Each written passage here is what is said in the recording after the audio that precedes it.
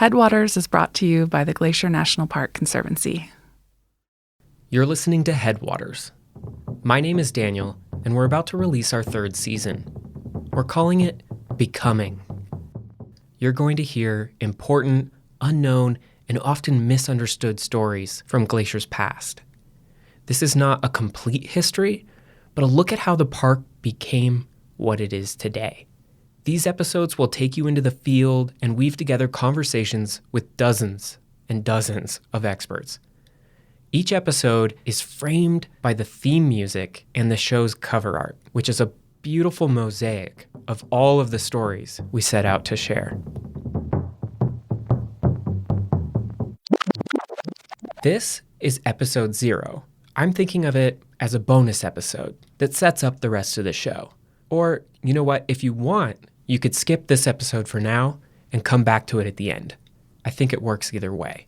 But this episode is 2 interviews that illustrate the philosophy and the approach we took to making this season of the show. The first interview is with the native hip-hop artist, Frank Waln.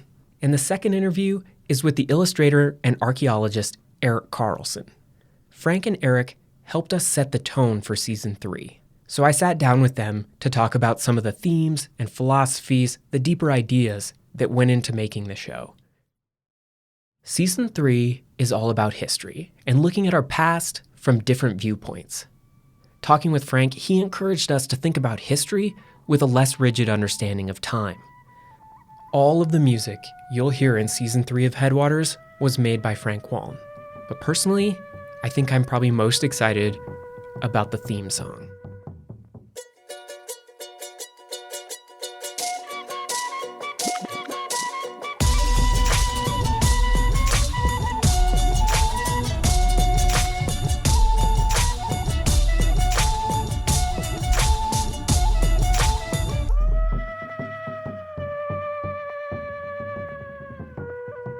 So, hey Frank, will you introduce yourself? I'll introduce myself in my language first. Mitaku yapi, oyate tchecha omani imachapelo, naha iuha chante washtea nape chuzapelo. Hello relatives, I just introduced myself in my language, Lakota. I said my Lakota name is Oyate Tchecha Obmani, which translates to walks with the young nation or walks with the new nation. And I said that I welcome you all with an open heart and an open handshake. I also go by Frank Waln. I'm a Sichungu Lakota music artist, music producer, audio engineer, curator from the Rosebud Reservation in South Central South Dakota. Tell me about where you grew up, the Rosebud Reservation. I actually grew up on a ranch ran by Lakota women. So I had a very close connection with not only the land, but animals. And so the landscape on the reservation I come from, it's out on the Great Plains. So it's if you stand almost anywhere on a reservation and look out, your eyes will see as far as the horizon goes. Like it's that flat in a lot of places. You know, the skies are big, the sunsets are great, the sunrises will bring a tear to your eye. And it's very rural too. It's very rural. And then, you know, outside of the land too, the reservation deals with a lot of issues like poverty and just a lot of the aftermath of colonialism and having, you know, our homelands colonized. Yeah, like how do you, because I think we're going to come back to this as a concept. So just how do you define colonialism? Well, I think as an indigenous person, I define colonialism from the lens of the experience my people had with colonialism. So it is the displacement of an indigenous population in order to colonize or resettle the land for various reasons. But, you know, it could even happen with animals and plants. So it's not just a human thing. It also happens in nature in many ways. Yeah. So it's like a violent displacement of people as well as plants and animals from home.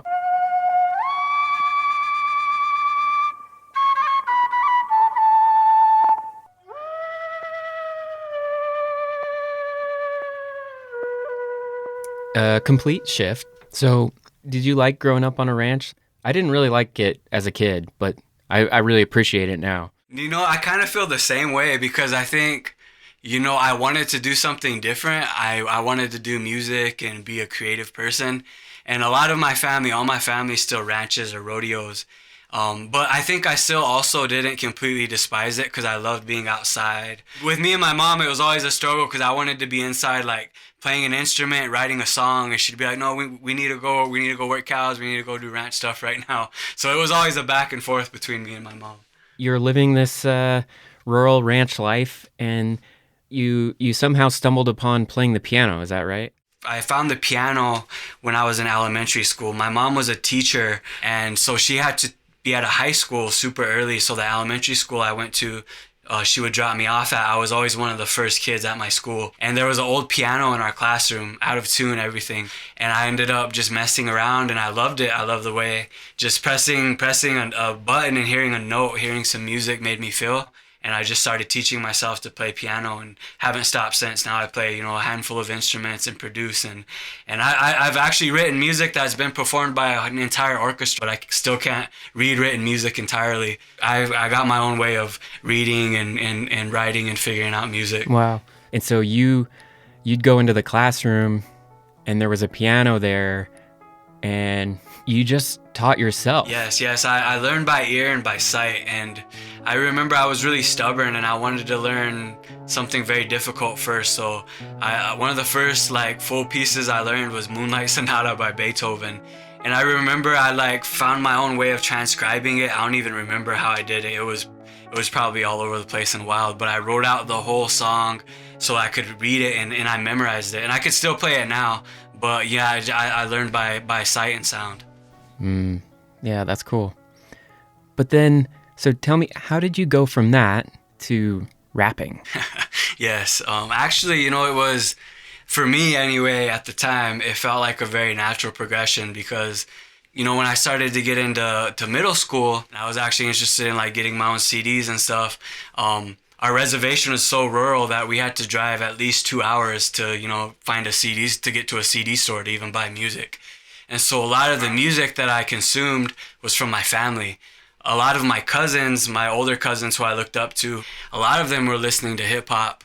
And so I was exposed to a lot of different hip hop and I just resonated with the music. And so a lot of what hip hop was in the beginning and the source of it, to me, has a lot of indigeneity in it. I'll give you some examples. An element of hip hop is called the cypher. It's where everyone circles up. And it's really dope. If you're a dancer, you're a beatboxer, you have an instrument, everyone kind of starts vibing, someone lays down a beat, and then you go around the circle. And whether you sing or rap or even dance or play an instrument, everyone takes turns and kind of does a little performance over the music everyone's creating together. And that is native. Whether you look at powwow or you look at our ceremonies, that's what we do. We circle up, and through song and dance, we share our energy together. At the time, I was struggling a lot with a lot of mental health issues. A lot of people in my family and people where I'm from struggle with a lot of things like addiction and mental health issues and just a lot of violence and stuff like that. So music was my escape too. So it was it was a way for me to get away from all of that and kind of be in my own bubble. Let me try to paint a scene of chasing lonely res kid dreams with nights banging out beats on that laptop screen with nothing but your heart telling you you're right. I spent years in the dark just to find my light. Shout out my mother and my aunties cause they raised us all in a settler colonial state they called them. I'm from the res, come on, fed and raised on ball. That means I bled to shit over things I saw. Yeah, so I ain't one to judge with loved ones doing time and everyone on drugs. We should run around the res, now we pray and smudge. Now I understand why ancestors prayed for us, yeah. In the beginning, You were seeing people struggle in your community, and I read then that kind of made you want to go into medicine. Is that right? Yes. Yeah, so I actually thought I wanted to be a doctor for a couple of years, starting when I was 18. So I didn't even tell anyone about my music. I actually kept it a secret for most of my teen years. It was just something that I did because it made me feel good and helped me cope. And, I never thought ever I would be able to make a career out of it or, be able to do anything substantial with it. And so I thought the only way I could help the world and help people heal and help my home community and the people I loved heal was being a doctor. I'm curious how that might influence your music even now, or if you think it does. Yeah, definitely. I didn't realize that, healing can mean more than just Western medicine at the time. When I started going into music, I had a conversation with an elder back home that I never forget. And I was in a gas station on my reservation. I was gassing up and getting some things, and this elder I know, he was behind me in line, and he started talking to me. So he always would ask me when he'd see me, what are you up to now? You going off to college? And so I told him that I wasn't going to do medicine anymore. I didn't want to be a doctor. I really want to pursue music. And when I told him that, he stopped and he shook his head. And, I didn't really expect too much, but then he said something really, really profound to me. He said, sometimes music is the best medicine. And I think it kind of set something off in my brain and just kind of widened my perspective of what medicine can be. It can also be creative, it can be spiritual, it can be emotional medicine. And I think that's what music is for me. I did it to help myself heal. So very naturally, using my music to help myself heal, I would write songs about things that I needed to heal from. And once I started putting my music on the internet and putting myself out there as an artist, I realized a lot of other people, especially Native people, felt the same way and, started resonating with my music and sharing it and listening to it. Creating music that helped me heal helped me set the foundation for my career. And it even led to doing things like I did a residency for 7 months at a children's hospital in Delaware, a place called Nemours Children's Hospital. I did music therapy there for 7 months, and I helped patients create a song from the ground up. And so, just doing things like that, I know I wouldn't even be in a position or in a mind state to use music in that way if I wasn't coming from that background of studying pre-med. Music has been healing for me, and it sounds like it was getting into hip-hop was itself a healing experience for you. And like, what wounds do you think you're trying to heal with your music? Whenever I present and perform, I talk a lot about healing, and I talk about healing as multi-generational and also timeless, because I don't think time exists linearly. At least Native people, Lakota people don't look at time in a linear fashion. We look at time right now. We carry the past, the present, and the future with us at all times. Our ancestors are always with us. And so the wounds that I'm healing are the wounds of colonialism. And so I'm healing the wounds of genocide. And I 100% believe, and I tell this to Native communities when I present and perform for them, that whenever we heal ourselves, we also heal our ancestors, because we are connected to that history. And when you heal yourselves, you also heal future generations. Wow, Frank, that's really powerful. You have a lot of themes of history. And so now that kind of makes sense to me why you're like approaching music from outside the traditional Western understanding of time. Yes, exactly. You nailed it right on the head. And that's another way that I also create music and do what I do from an indigenous perspective, because, some of my songs are rooted in some of our oldest stories, so just carrying that history in our art is a very Native thing as well. Okay, so then let's dig into some of the music.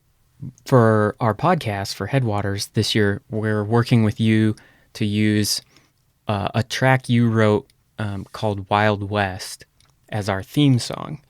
Do you remember writing that? Because you didn't originally write it for us. It was something that you wrote for you, right?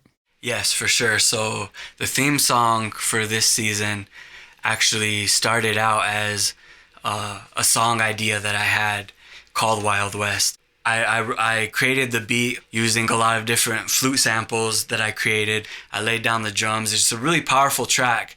And at the time, I think this was around like 2016, 2017. I was really struggling with the pain, the anger, and the frustration I was feeling as I was learning about the specific details of the atrocities, the horrible things, and the genocide that happened to my ancestors. And also to me, like one of the things that was just weighing heavy on me when I wrote this song was I was reading this book about different policies, IHS, Indian Health Services, which is the branch of the U.S. government that gives Native communities health care. In one of the chapters, they talked about how the U.S. government tested vaccines on babies without the mother's knowledge at the IHS on my reservation the exact years when I was first born and going in to get my vaccines as a baby. So realizing that the government tested vaccines on me without my mom's consent or knowledge, and then learning that when you're in your 20s, just like what that does to you as a human. And so I was feeling a lot of heaviness, and I ended up putting it in those lyrics, Wild West. And the concept was like, kind of flipping that old Wild West concept on its head, that cowboys and Indians, and just being like, this is what the contemporary Wild West is. That's a powerful story. The name of the track, Wild West, it's a big concept. It's a big idea. You and I both grew up in the American West, and it's interesting to think about what that term is supposed to evoke and what it does evoke. The idea, I think, in the Hollywood Western is a place where a rugged individual can do whatever they want.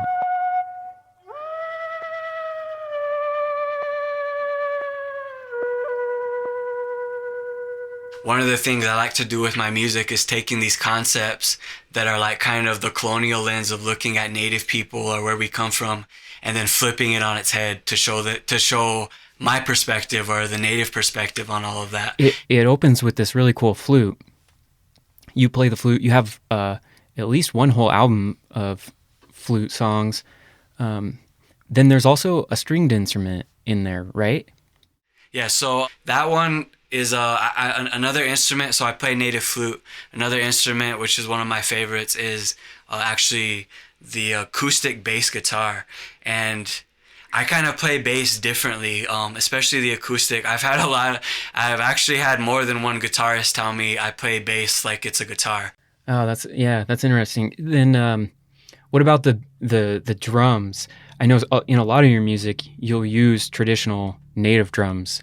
Yeah, it's layered in there almost every track I do. And another reason, one of the reasons I do that, like I said, hip hop, is built around the drums. A lot of native music is built around the drums, especially for Lakota people. We were actually famous. Like, people said that they would hear our drum, if they went to war with us, they would hear our drums before they seen us, because our drums were that loud and that powerful. Our songs were that powerful. And so the drums in that song are just multiple layers of sampled kick and clap, and also natural. My mom got me a buffalo hide big like Lakota style drum when I was in 5th grade, and so I use that same drum and some other drums, even like a gourd rattle I got from the Southwest. So just a lot of different instruments I've been given as gifts, native instruments, native percussive instruments, always get layered into almost every song I do.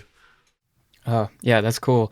So for people listening to season 3 of Headwaters, that intro theme song they hear is called Wild West. And I'm glad we found a home for it.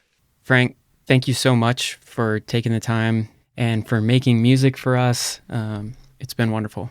Yes, thank you, Daniel. Thank you for collaborating with me and asking me to collaborate. And we had some really great and meaningful discussions.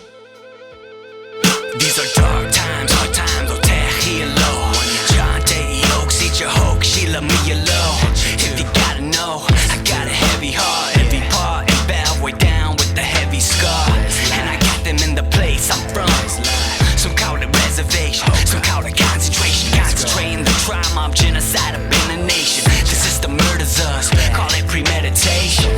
Tragic death becomes a circumstance. They outlawed our songs and wouldn't let us dance.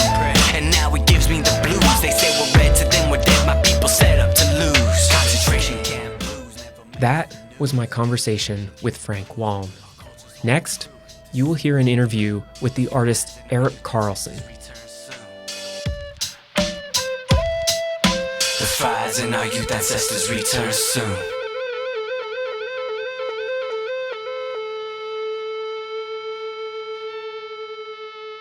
Eric does a few different kinds of art, but my favorite is his Unstuck in Time series. In this series, he makes these detailed, complex, beautiful scenes of familiar places, but with all of their history and characters unfolding and living at once.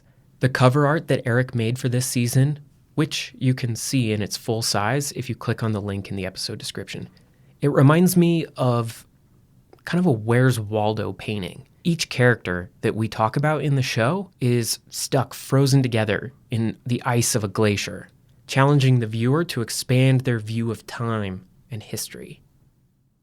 Thanks, Daniel. Thanks for having me here. It's nice to be back up in the park. My name's Eric Carlson. I'm a archaeological illustrator and archaeologist. What came first, art or archaeology? Or they always kind of been together? Yeah, they kind of co-occur. Art is a big part of archaeology in a lot of the ways that we document the past. Often depicting things visually works better than writing things down. I hadn't thought of that. Art or illustration, this isn't just your approach. Like, that has always been part of archaeology. It's always been a huge part, yeah. Huh. Yeah. That's cool. Yeah, you look through any archaeological textbook, everything is heavily illustrated. What about for you personally, though? How did it come about? Were you always growing up drawing, or were you always like digging in the dirt, or both? No, I guess it was art first. Okay. For sure, as a child. And I studied art in college a little bit. And it wasn't until the last year of college that I got into anthropology and have been working as a archaeologist ever since, over 30 years. Wow. Can you list off some places and cool projects you've got to be a part of then? Yeah, I've worked a lot of time in Oregon, probably 8 years I spent working as an archaeologist. And then also in the Four Corners, I probably spent 7 or 8 years working. Wow. Through illustrating, I've been able to do archaeology overseas quite a bit as well. So I've worked in really early Neolithic sites in southern Jordan, in the Dead Sea Plain, worked on sites that were basically some of the first farming villages on Earth. In addition to doing the archaeology out there with the crew, I was the on-site illustrator. None of the artifacts from those excavations could leave the country of Jordan, so everything had to be documented at the end of the day after it was excavated. So I spent long nights illustrating, arrow points. So it's all day digging and uncovering things, and then all night illustrating them. That's right. Wow. Yeah. And of course you worked as an archaeologist here in Glacier too. And not too long ago. It was, I guess, 2018 and 2019. How do you think of the relationship between archaeology and history? Are they kind of just branches of the same tree, or? Yeah, archaeology is basically establishing a history of deep time, time before written documentation. But it's a lot more than that too. Archaeology is a really good tool in being able to give voices to people that are often left out of history, out of written history. History is often written by those in power. There's a lot of biases and prejudices and stuff that get written into those histories that remain there. This is a really interesting point that you're making. Like, in some ways, archaeology is a kind of history, but what's different is it's not so dependent on the written texts or traditional historical sources that we use in history. It also allows you to tell the history and tell the story of people who had less power. Yeah, and you look at the history books here in Montana, and often, they talk about the Copper Kings and, some of these people that ended up becoming very powerful. And in archaeology, often the sites that we uncover, the things we find in the ground are what families leave. So we're studying just everyday a family group that was passing through West Glacier, for example, on their way up and over the mountains to the east side to hunt bison or something.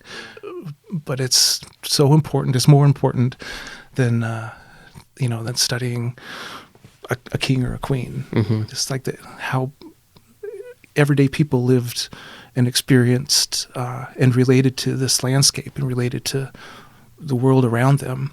Archaeology is a tool or a process that allows us to tell the stories or tell the histories of people who, didn't have their lives immediately biographied or their portraits painted. They're everyday people.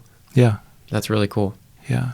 Okay, Eric, before we go deeper into kind of anything else, let's talk about your art. I think at one point we were talking in the past few months and you were telling me you were looking at a lot of like animal muscular anatomy and skeletal diagrams and stuff because you had to illustrate the way a culture was butchering and processing animals. Yeah, I think that was for the, I did some illustrations of Viking era sites for University of Oslo. And they wanted a illustration of a boat burial, the burial of a chieftain within a boat that was being buried. Anyway, they had a room designated inside of this boat with a bunch of grave goods and animal sacrifices, including dogs and horses and chickens and things like that. So, so I had to research.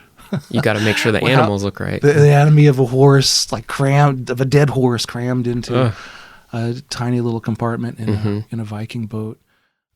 Tell me about the Unstuck in Time series and that theme of art that you have. Where does that fall? Yeah, you asked about where that originated, and I was thinking about that, and I think it was back in Juneau, back where I grew up. Juneau is an old gold mining town. There's basically the ruins of two huge gold mines that encircle the city of Juneau now. The mines have been abandoned for about 100 years and basically been reclaimed by the rainforest.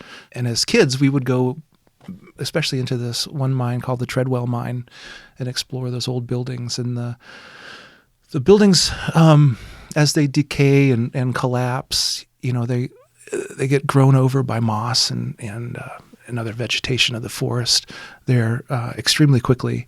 And so then you start illustrating it. Yeah. So I've taken that idea with me now. Everywhere I live, everywhere I go, I'm always imagining what a place will look like in the future if the humans just walk away from it. But your Unstuck in Time series, I think it has there's a whole other layer beyond that, and that is this layer of, it's almost like the spirit and the people and the characters and the animals from this place, from whatever place it is, whether it's Juneau or Missoula or Glacier. It's you bring to life all these elements from this place's past and put them all in one scene. I think it has to do with engagement, with being there and learning and living in those places intimately, meeting people, knowing people, learning the history and the prehistory of these places. You couldn't show up somewhere and paint one of these Unstuck in Time pieces the first week. Yeah, not at all. No, it's about, you have to know that place. Yeah. In fact, it's almost like a way, those Unstuck in Time drawings are almost a way of honoring a place, giving back to that place. This Unstuck in Time work that you do has been so inspiring for me. And it is a big part of what inspired the way we're approaching season 3 of Headwaters this year. Okay. Yeah, it's been really cool. Well, how has it inspired you? I think you are looking at the land, looking at Glacier, this park, in a way I hadn't looked at it before. And I think you're looking at time in a way that I hadn't thought about it before. And so your art has definitely got me to reflect at least, or question maybe, the way I see landscape and time. Yeah. And so I think that probably comes from your training as an archaeologist, that when you look out at a landscape that you're working in, you don't just see the landscape as it is today. Right. You see other stuff. Yeah. Yeah, you're right. And it's about this concept of time. Yeah, the worst enemy out there right now are cameras because they condition us to see snapshots and to see just the stuck scene, the stuck moment in time. And I mean, we're inundated with these images all around us, and we learn to live our lives like that, like we're just in the present or things are static. But if you throw those cameras away and you start seeing time as in a broader way, as a duration instead of in a moment, you're able to see, these dynamic processes of change, animals, birds, living and dying, multiple generations of creatures and humans and stuff that have occupied the land under our feet and have become the soil. They've become the trees. Like everything gets regenerated and gets interwoven into everything else out here. Into us. If you live here long enough, it's exactly right. Yeah. One of the best ways I can think of to describe your work in your approach to time, I think you said it pretty well, that it's not about a snapshot. It's not like the photograph. One of our episodes this season is going to talk about Charlie Russell, and whatever you think of his art, he really painted in snapshots, I think. He was finding like a really fun or wild or dramatic scene, and then he's painting one instant in that. Right. But that's not what you do at all. No. No, and that's, I think, one of the most important parts of illustrating is this idea that it's not a snapshot at all. It's kind of an anti-snapshot. You're looking at things, you're drawing things from multiple perspective points, and all of those perspective points get compressed into a single image.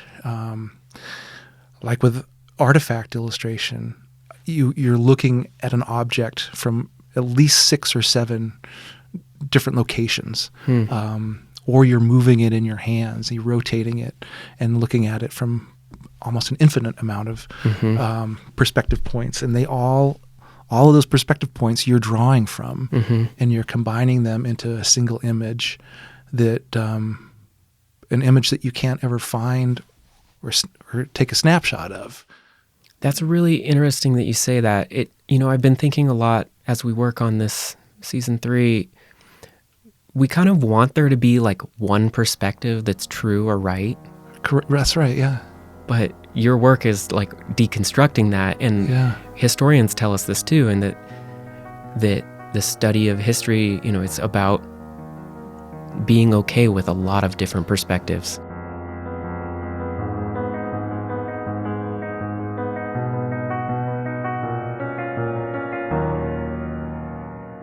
I showed someone a draft of the art you're doing for Headwaters. Okay. And they were like, there's a lot going on here, and it looks a little bit like a disaster happened.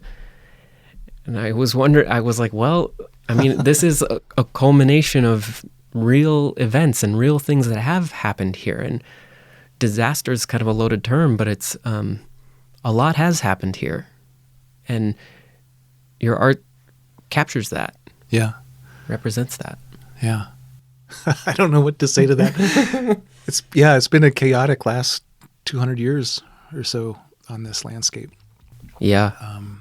But yeah, prior to that too, I mean, there was constant change. Glaciers come and gone. Pleistocene creatures have come and gone. Whether or not you see it as a disaster kind of depends on your perspective. Your point of view, we'll say. It kind of depends on your point of view, yeah. I love the idea that this year's podcast, Headwaters is kind of represented by that style of art of yours. This scene of the park, but unbounded by time, kind of breaking free of its traditional. It's not a snapshot of the park. It is something different. Like the background is it's the Many Glacier Valley.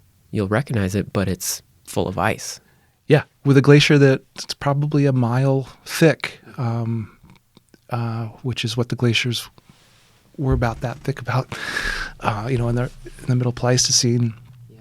And I think you could just see the peak of Grinnell Peak there sticking up over the bit of glacier. That's about all you can see. And so anyone listening can just probably look at their phone and look at this art, but the glacier, this massive glacier, is kind of receding and melting a little bit, and there's all of these characters and elements of the park's history spilling out of it. Right. I love the as the ice retreats, you can see the stromatolites making up the ground beneath them. Oh yeah, those stromatolites are really important to all my art. Yeah, there's I guess a Sai Pass and Logan Pass. You can see stromatolites, which are these fossilized algae, basically. That's like 1.5 billion years old. That lived in the shores of these ancient seas. I can see why you would love this. It's basically geologic reality doing what you try and do in your art. It is these ancient fossils, and they are literally uplifting and jumbling up the park's geologic history. We want everything to be linear. We want everything to be a timeline, but it's not. No. And everything's mixed up all the time. And the past is reoccurring in the present all around us all the time. You just have to be aware of it. You have to see it. Coming out of this glacier, you illustrated, we have the Great Northern Railway. We have lots of stories this season about that. So I love that it's like crashing through the ice. And then you have the stromatolites beneath, and then wolves kind of hunting and running around the whole scene. I love the wolves. It's really cool. Yeah, they're an important part of this park for sure.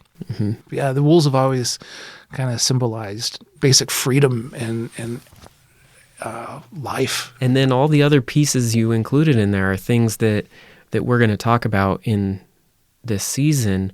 You have an oil well crashing down. You have a homesteading, Euro-Americans homesteading and creating a mercantile store out in the forest. You have buffalo soldiers. So many cool pieces of the park's history colliding. Yeah. Everything unstuck from its time. Unstuck in time. Yeah. But over the top of all that, you have the Native American presence. Yeah. That dominates the entire the whole scene. Yeah. And that's the history of the park. Over 10,000 years here in the park, and then you've got all that jumbled chaos, kind of coming unfrozen basically in the bottom of that glacier. Yeah. Just in the very, very, very recent past. But yeah, all of the the historic characters and elements from the past 200 years take up a good chunk of the art piece, but only a slice, just a sliver of the actual history. Exactly right, yeah. When we're talking about your Unstuck in Time series, the word becoming rises in my mind. Yeah. What does that mean for you? I mean, I think that's kind of a lot of what your art is depicting. It is depicting a state of becoming. Do you think that's right? Yeah. Yeah, things are in a constant state of change, of transformation, I guess, and you don't see that when you're looking at moments in time. That becomes evident when you are looking at longer durations, when you're seeing things again over hundreds of years, thousands of years. When I go walk down to the lake, I'll admit most of the time I don't know that I am thinking about myself or the place becoming something. But of course it is. We are, and the world around us is in a state of becoming. And you know that by expanding time out a little bit, thinking about it at a different time scale.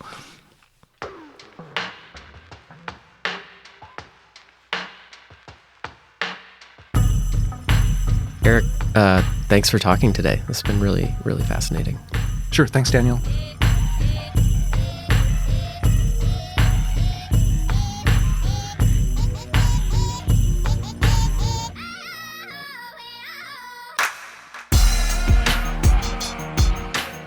Headwaters is a production of Glacier National Park, with support from our partner, the Glacier National Park Conservancy. This season of Headwaters was made by me, Daniel Lombardi, Perry Sassnett, Michael Feist, and Gabby Esaveri. We could not have made Season 3 without Lacy Kowalski or Melissa Slodek and Sierra Mendelko, Brent Rowley, Darren Lewis, the Glacier National Park Archives, and the Montana Historical Society. Thanks for listening. Next time on Headwaters. We imagine the past, our history of oil exploration. The park has a real history with fossil fuel and extractive industry. So we're kind of watching the destruction happen in a way. This is getting serious. Hopefully, I don't know, I want to build the excitement about an oil seep, but I also don't know if we'll be able to see anything. That is really gross. Ooh. Oh, look at that. That's next time on Headwaters.